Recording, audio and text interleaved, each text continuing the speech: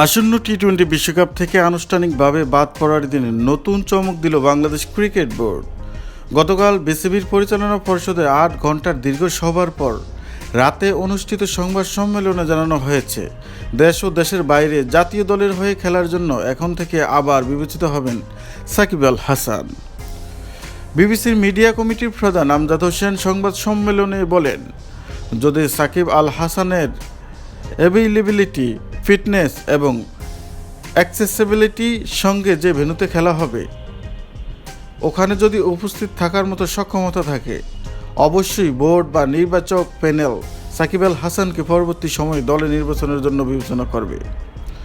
সংবাদ সম্মেলনে জানানো হয়, আবার জাতীয় দলের হয়ে খেলতে সাকিব নিজেও আগ্রহী। আমজাদ হোসেন বলেন, তার সঙ্গে আলোচনা হয়েছে যে হোম অ্যান্ড অ্যাওয়ে দুই ধরনের সিরিজই খেলতে চান কিনা, দুইটার জন্য অ্যাভেলেবেল আছেন কিনা। তিনি বলেছেন আছেন, তার সঙ্গে আলোচনা করেই সিদ্ধান্ত নেওয়া হয়েছে।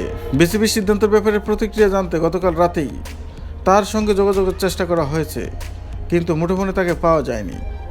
2024 সালের জানুয়ারিতে আওয়ামী লীগের মনোনয়ন মাগুরা 1 আসন থেকে সংসদ সদস্য নির্বাচিত হন সাকিব। ওই বছরের জুলাই আগস্টে ছাত্র জনতার অভ্যুত্থানে আওয়ামী লীগ সরকারের পতনের পর তিনি আর দেশে ফিরতে পারেননি। 2024 সালের সেপ্টেম্বরে সর্বশেষ ভারতের কানপুরে সাকিব দেশের হয়ে মাঠে নামেন। পরের মাসে অনুষ্ঠিত দক্ষিণ আফ্রিকার বিপক্ষে মিরপুরে টেস্ট খেলে টেস্ট ক্রিকেট থেকে অবসরে যাওয়ার সিদ্ধান্ত নিয়েছিলেন সাকিব, কিন্তু তাকে রেখে দল ঘোষণা করা হলেও প্রতিবাদের মুখে দেশে ফেরা হয়নি সাকিবের। আওয়ামী লীগ সম্পৃক্ততার কারণে তাকে না খেলানোর দাবিতে বিক্ষোভ হয় মিরপুরে। সাকিবের রাজনৈতিক পরিচয় এবারও বাধা হবে কিনা জানতে চাইলে আমজাদ হোসেন যেটা বললেন তা অবশ্য একটু বিভ্রান্তিরই। তার রাজনৈতিক পরিচয় সরকার দেখবে। সরকার যদি চায় তিনি অপরাধী হন বা তাকে যদি বিচার করতে হয়, সেটা বিসিবির ইস্যু নয়। কিন্তু সরকার না চাইলে যদি সাকিবও না খেলতে পারেন, তাহলে তো পরিস্থিতি এতদিন যা ছিল তাই থাকবে। এই ব্যাপারে পরিষ্কার কোনো ব্যাখ্যা দেয়নি বিসিবি।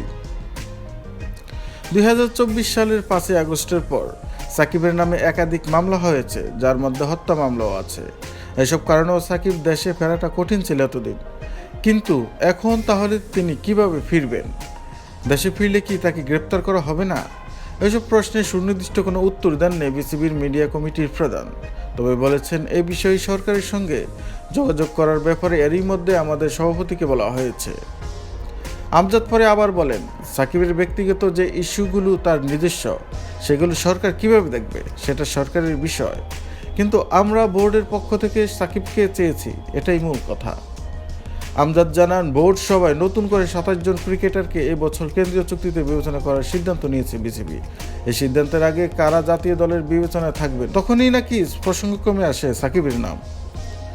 সংবাদ সম্মেলনে উপস্থিত ছিলেন বিসিবির আরও 2 পরিচালক আব্দুর রাজ্জাক ও আসিফ আকবর। রাজনৈতিক পরিচয় প্রসঙ্গে এক উত্তরে আসিফ আকবর বলেন, সাকিব পতিত ফ্যাসিস্ট না সাবেক সংসদ সদস্য, এটা আমাদের বিবেচ্য বিষয় নয়। আমরা খেলোয়াড় সাকিবকে চেয়েছি।